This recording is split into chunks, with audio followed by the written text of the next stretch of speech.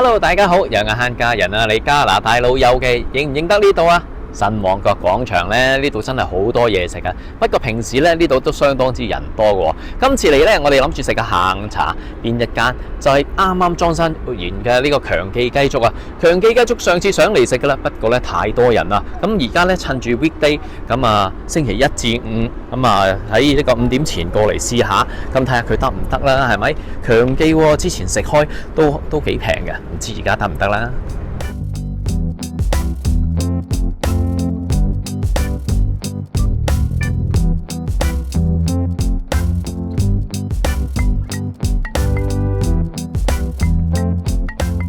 其實裝修啊、格式啊，全部都係一樣嘅，只不過係光猛咗啲啦。咁啊，所有嘢呢，新簇簇咗啲啦。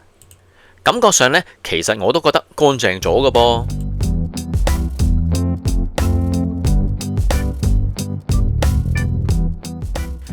都係咁講啦。如果想睇 menu 呢，去我 website 度慢慢睇啦。今日淨係同你講下啲下午茶啦。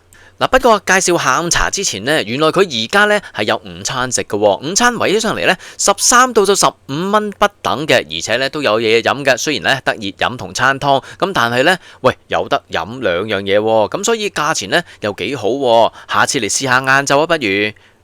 其實自從呢雅閣餐廳搞一啲9個9嘅特價餐之後呢，好多唔同嘅餐廳呢都搞翻啲9個9毫9啊嗰啲咁嘅下午茶嘅，呢度都唔例外。而家均一價，全部呢都係9個9啫。睇翻個款式呢，同以前嘅下午茶呢係有分別㗎。以前呢就感覺上多啲嘢嘅，今次呢就少咗啲選擇啦。但係呢，佢都有炒粉麵俾你食嘅，甚至有佢招牌走地雞粥喎。哇！呢個以前冇嘅喎。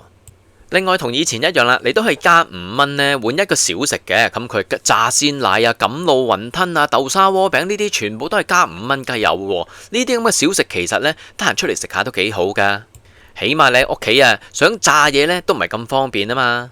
另外仲有一個特色呢，就係呢度嘅下午茶呢係奉送雪糕紅豆冰啊、雪糕菠蘿冰啊、黑牛啊、白雪公主呢啲特色飲品嘅，甚至你要普通嘅奶茶凍熱飲都一樣嘅啫。咁啊，總之呢，送一杯俾你，咁其實呢，有啲凍飲啊熱熱地飲下呢都幾好噶，價錢就抵食啦。咁但係大唔大碟，好唔好食呢？而家同你睇下啦。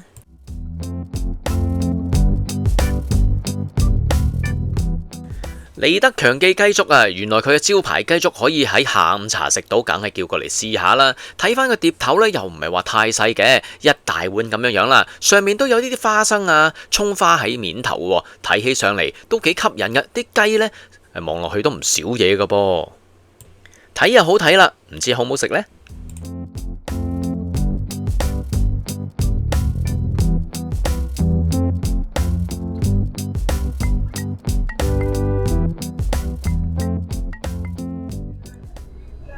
呢個呢就係呢度嘅招牌雞粥啦。咁啊，而家連下午茶都可以食雞粥啊，幾好喎！你見翻佢嘅粥底呢，其實呢，佢啲飯呢，啲米啊都煲到爛晒嘅，所以你見到呢相當之綿嘅。咁你話佢有冇溝啲麵粉呢？咁啊真要食過先知啦。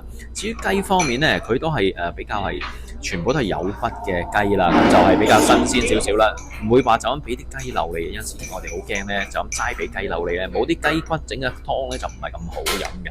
唔係湯，係呢個粥啊嚇。咁你見到佢啲半點咧係都有啲花生啦，亦都有啲葱絲啦，聞落去咧都有少少嘅酒味嘅噃。咁食落去唔知道點樣樣啦，試試先。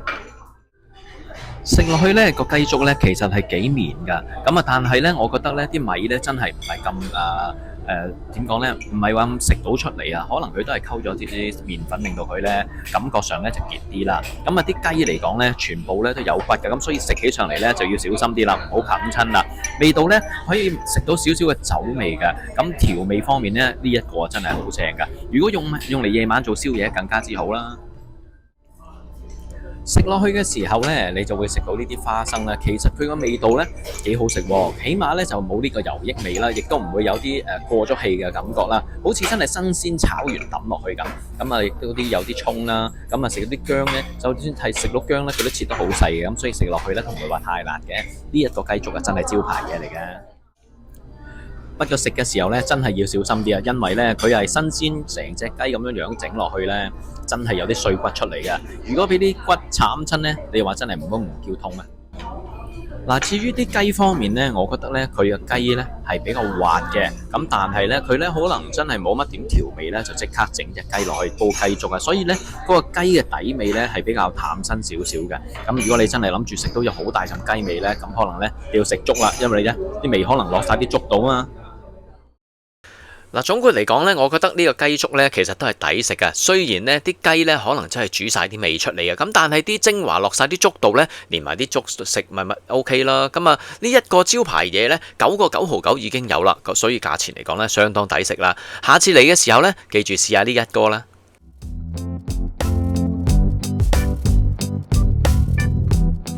第二個同大家介紹呢，就係呢一個嘅芝士肉醬意粉啦。其實以前呢食過啦，不過呢以前呢就唔係用焗嘅，而且呢嗰啲嘅意粉呢都係肥嘟嘟腍隻白嘅。咁但係今次呢諗住轉咗新嘅 format 應該好啲啦。點知睇落真係幾正喎，真係焗過嚟嘅喎。焗完啲芝士呢，你睇下拉絲嘅情況係相當之美妙嘅。咁啊究竟好睇又好唔好食呢？試試先。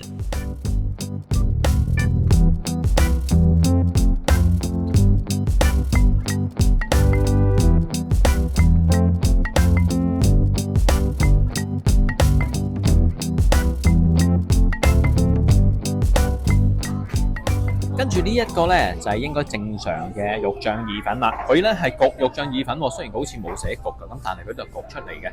咁啊，我以前喺呢度食嘅意粉呢，真係有啲驚驚地嘅，因為呢佢啲意粉呢係肥嘟嘟腍晒嘅。但係今次嚟講呢，睇落個樣又唔係話差喎，成個焗肉醬意粉嗰個 grading 啊，嗰個嘅級數呢，突然間好似上升咗喎。你見到芝士啦落多咗好多啦，面頭好多芝士啊，咁所以成塊芝士焗到啡啡地啊，白白地咁嚟食呢，應該就幾好啦。肉醬嚟講，呢份量呢叫適中啦。咁但係究竟成個食起上嚟味道係點樣樣，真係要試下啦。食落去呢個肉醬意粉嘅味道呢係相當之對版嘅，比起以前嚟講好咗相當之多。以前呢淨係一個茄汁，跟住一個食到好肥到爛嗰啲咁嘅意粉嘅。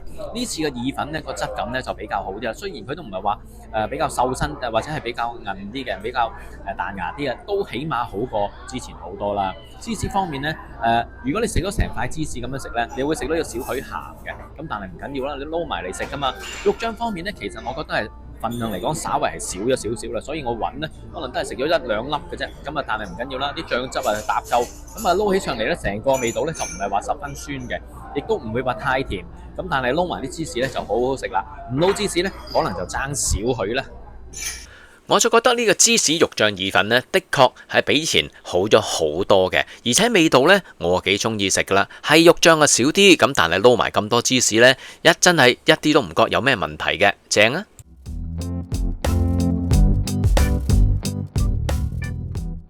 第三碟同大家介紹呢，都係香口嘢啦。星洲嘅蘿蔔糕啊，佢呢就有隻辣椒喺度喺 menu 度，即係話辣嘅。但係食落去係咪真係辣呢？睇個樣呢，啲蘿蔔糕啊切到四四方方啦，而且有啲唔同嘅配料喎，唔知食落去係咪真係咁坑呢？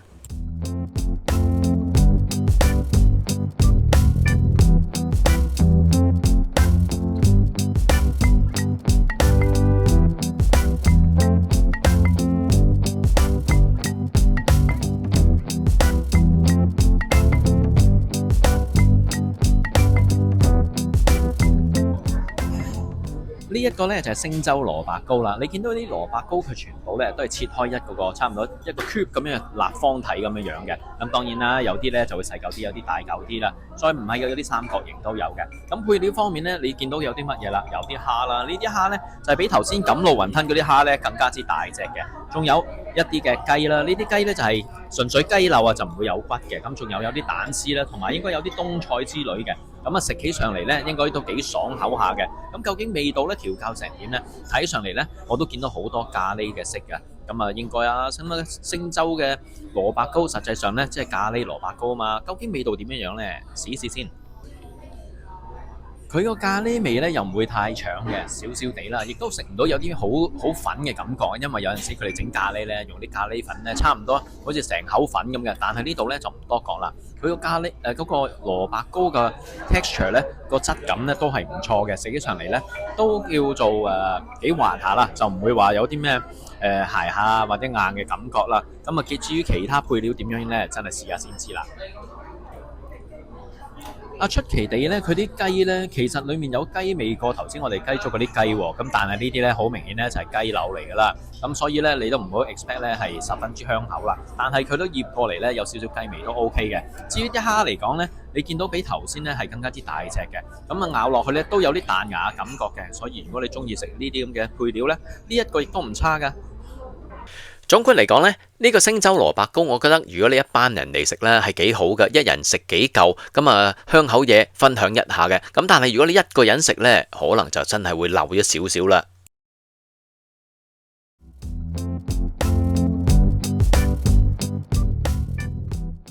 嗱，炒粉麵呢不嬲都賣貴啲噶嘛，呢一個嘅乾炒牛河9個9毫9，而且碟頭，喂幾好啊！上面呢滲啲芝麻喺度嘅樣呢都正啦，係嘛？睇翻上嚟呢鑊氣都好似幾足噶，唔知味道調加得好唔好呢？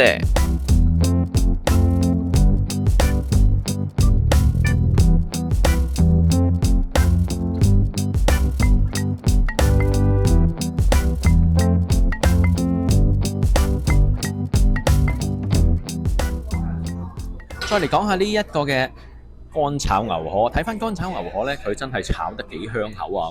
你見到咧佢啲河粉方面咧都有啲焦焦地嘅感覺，呢啲咁嘅糖化咗嘅豉油焦啊，哇，應該係好香口下噶啦！啲粉咧感覺上咧佢都唔係話太過油淋淋啦，雖然係一定有油噶啦，咁但係唔會話有啲油擎咗出嚟嘅。至於牛肉方面咧，牛肉方面睇上嚟嘅顏色咧就係正常嘅，咁但係咧比較乾身少少，切片方面咧亦都係逆紋切嘅，咁應該都唔錯啦，係嘛？起碼呢塊牛肉幾大塊啊？究竟食落去點樣樣咧？試一試先。河粉方面呢，佢就唔係話好韌嗰一隻啊，但係咧都唔係話十分之粉嘅，咁所以食落去呢，作為炒河嚟講呢，就啱啱好啦。咁牛肉方面呢，咁嘅腍嘅程度可以接受嘅，就咁一咬呢都咬得碎嘅，味道呢都係有啲味道係底味喺度嘅。成個牛河食起上嚟呢，唔係話太鹹嘅感覺，亦都唔會話太油嘅感覺啊。呢一個呢，其實我覺得呢都叫做水準以上嘅啦。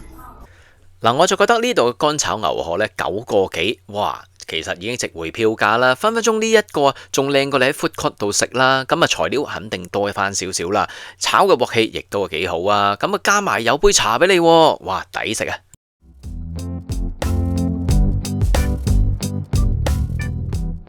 跟住要介紹呢度呢，叫下午茶加5蚊嘅小食，第一碟呢就係炸鮮奶啦。睇翻上嚟炸鮮奶呢，一套有4嚿啦。如果你4位嚟食，一人1嚿啱啱好啦。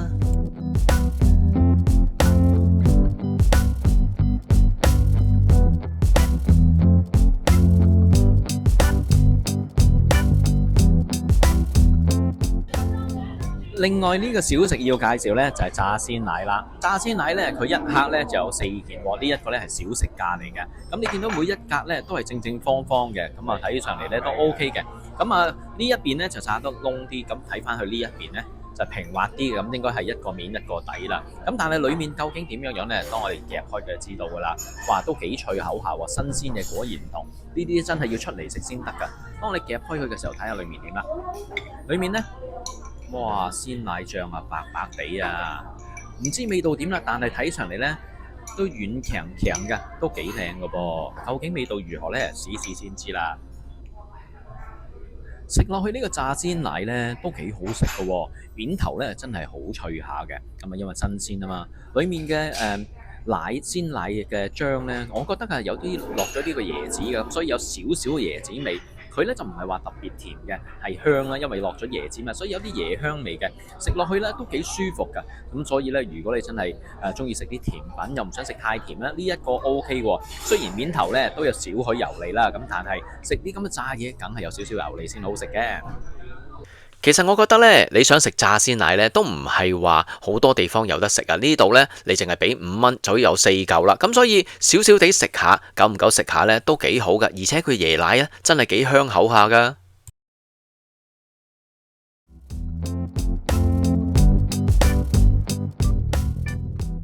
最後介紹呢一個小食呢，就係其中一個嘅最愛啊，就係呢個錦鹵雲吞啊。錦鹵雲吞真係好少地方有得食啦。之前呢嚟食嘅時候呢，就有少少鑊咗，即係唔熟嘅再炸呢，就唔係咁靚嘅。今次嚟食呢，睇個樣啊相當之吸引啦，而且擺碟啊唔錯啊。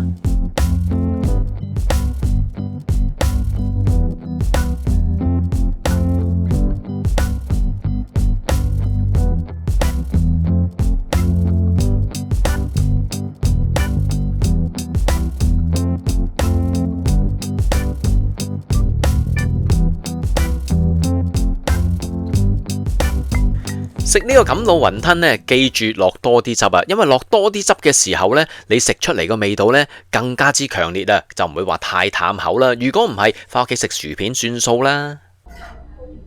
呢一個呢就係錦鹵雲吞啦，呢度嘅錦鹵雲吞呢係只係加錢可以食到嘅咯噃，咁即係話一個小食嚟噶啦。咁睇翻個 size 真係幾大碟嘅，呢一個咁嘅錦鹵雲吞嘅蛋散呢，究竟脆唔脆呢？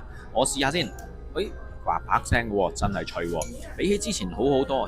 因為之前我嚟呢度食嘅時候呢，好明顯呢，佢係翻炸過，因為呢就唔係咁熟啊。咁今次呢，炸得就相當之好啦，完完全全你一次過一剔過。咁你撈咗呢個醬汁，呢個醬汁睇上嚟呢，嗰個稀結程度都係唔錯嘅，起碼呢就唔會話水稀稀咁啦。你見到呢，其實我一喐佢嘅時候呢，都幾結撻撻，可以勾住喺嗰個蛋散上面噶，味道唔知點樣啦。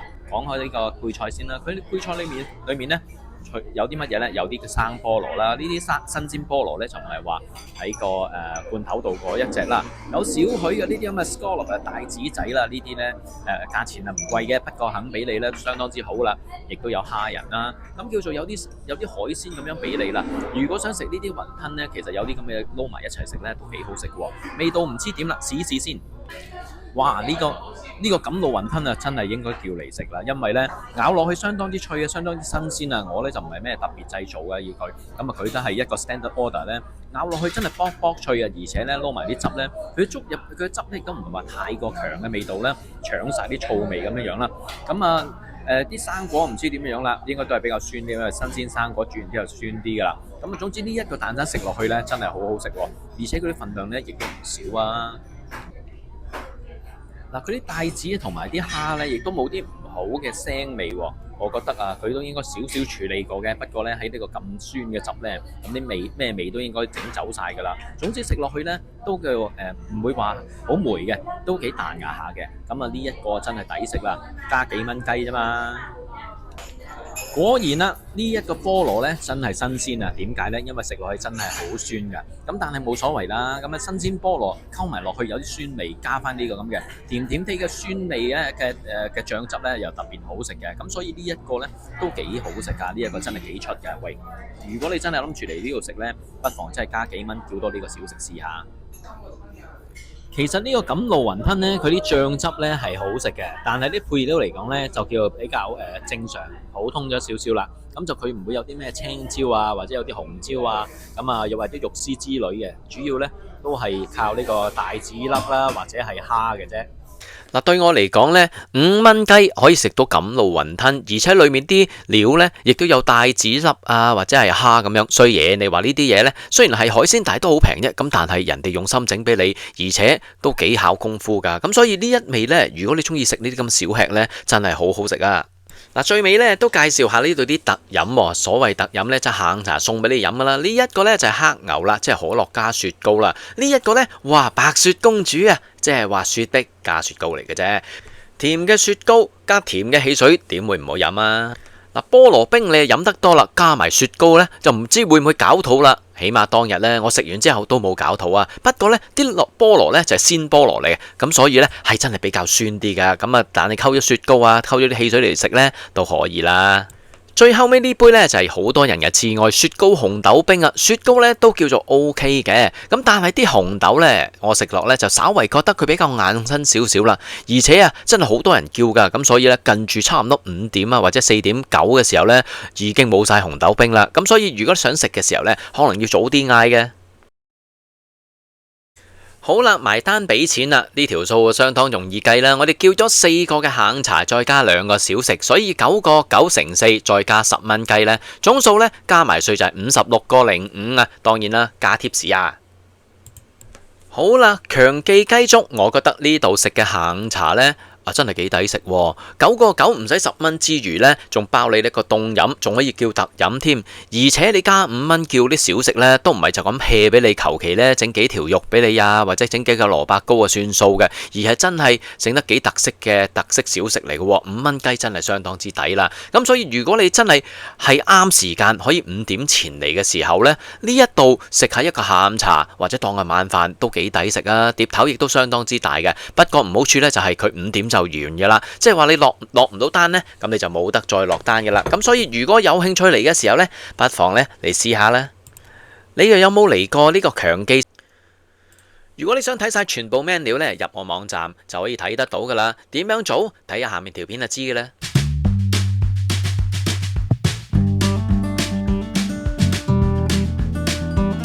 慳家人生活網站面世啦！嗱，你只要跟住呢個網址咧打咗入去嘅時候呢，你就去到我哋網站啦。網站嘅時候呢，就會將我每一條最新影片都擺喺呢度嘅。如果你見到呢度嘅時候呢，你可以撳呢個 playlist，咁就會列低其他嘅影片噶啦。咁當然啦，亦都下邊介紹俾你聽呢個 YouTube playlist 嘅使用方法嘅。跟住你再去下面呢，就會有唔同項目嘅分類，基本上有慳人一周啊、慳人生活啊、慳人一餐啊、專題啊、遊記啊，甚至一趣唔同嘅 topic 都會有晒我哋之前所講嘅影片噶咯。特別要介紹呢一個呢，就係菜單 menu 啦。嗱，入到嚟呢個餐廳菜單嘅 menu 呢，你就可以見到我將唔同嘅地區嘅餐廳呢分晒類噶。咁啊，當然啦，我去過嘅先會寫低喺度啦。例如呢個萬錦烈治文山，只要我連續撳入去嘅時候呢，佢就會顯示俾我睇喺萬錦同埋烈治文山呢，我就分咗呢幾類嘅餐廳嘅。例如有呢個中式酒樓啦、中式食肆啦、日韓美食啦、東南亞餐廳啦、港式茶餐廳啦、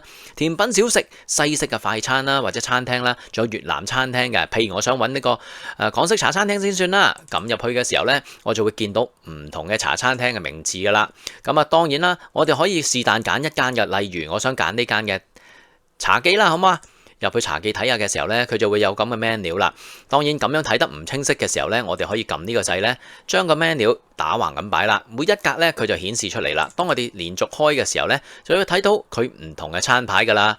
只要撳呢個掣呢，就咪可以翻首頁嗰度噶啦。大家有啲咩建議嘅，不妨留言話俾我聽啦。希望呢個網頁幫到大家啦。